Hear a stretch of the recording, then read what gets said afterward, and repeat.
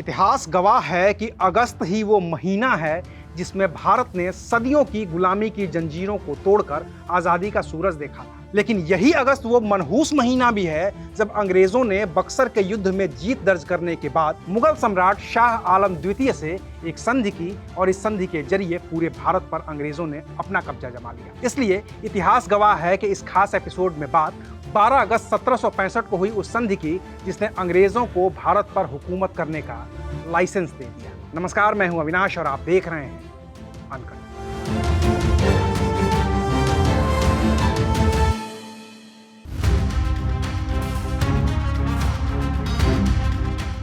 1600 ईस्वी में अंग्रेजों की बनाई ईस्ट इंडिया कंपनी भारत में दाखिल होने के 150 साल बाद तक पूरे देश पर अपना राज कायम नहीं कर पाई।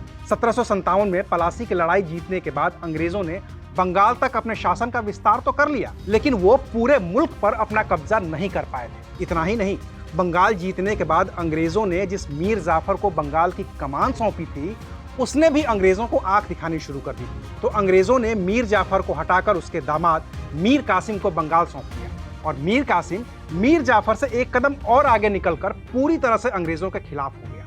इस तरह से अंग्रेजों को पलासी की लड़ाई जीतने का कोई खास फायदा नहीं हुआ। वहीं बनारस के राजा बलवंत सिंह, अवध के नवाब शुजाउद्दौला और मुगल साम्राज्य के कर्ता धर्ता शाह आलम द्वितीय अंग्रेजों के खिलाफ पहले से ही मोर्चा संभाले हुए थे। तो अंग्रेजों को आखिरी उम्मीद एक और जंग में दिखी और ये जंग हुई 1764 में। जगह था बिहार का बक्सर। इस जंग में अंग्रेजों के पास 10,000 से भी कम की फौज थी जिसका नेतृत्व मेजर हेक्टर मुनरो कर रहा था, जबकि दूसरी तरफ बनारस के राजा बलवंत सिंह, अवध के नवाब शुजाउद्दौला और मुगल साम्राज्य के कर्ता धर्ता शाह आलम द्वितीय के साथ ही बंगाल के नवाब मीर कासिम की भी फौज थी और इनकी कुल संख्या मिलाकर 40,000 के पार थी। 22 अक्टूबर 1764 को जंग शुरू हुई और दूसरे ही दिन 23 अक्टूबर 1764 को लड़ाई खत्म हो गई। इस लड़ाई के दौरान मीर कासिम बीच में ही जंग का मैदान छोड़कर भाग गया और बाद में वो मरा हुआ मिला, जबकि अंग्रेजों ने 10,000 से भी कम सैनिकों की मदद से 2 नवाबों, एक राजा और पूरी मुगलिया सल्तनत को मात दे दी। जंग के खात्मे के बाद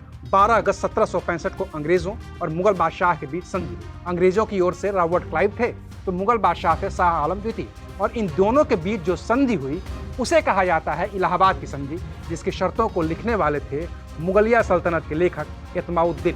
अंग्रेजों के दबाव में एतमाउद्दीन ने संधि की जो शर्तें लिखी और जिस पर रॉबर्ट क्लाइव और शाह आलम द्वितीय ने अपने हस्ताक्षर किए, उसकी वजह से पूरा देश ब्रिटिश हुकूमत के अधीन हो गया। इस संधि के जरिए अंग्रेजों को ये अधिकार मिल गया कि वो बंगाल से लेकर बिहार और उड़ीसा तक का राजस्व वसूल करने लगे। इलाहाबाद की संधि की वजह से न सिर्फ अंग्रेजों को राजस्व बटोरने का अधिकार मिल गया, बल्कि इसके जरिए अंग्रेजों ने शाह आलम द्वितीय को दिल्ली से भगाकर इलाहाबाद भेज दिया और खुद दिल्ली पर काबिज हो गए। शाह आलम से अंग्रेजों ने 53 लाख रुपए भी वसूल किए। रॉबर्ट क्लाइव ने अवध के नवाब शुजाउद्दौला के साथ भी संधि की और उस संधि में शुजाउद्दौला को युद्ध की वजह बताते हुए अंग्रेजों ने 50 लाख रुपए का मुआवजा वसूल किया।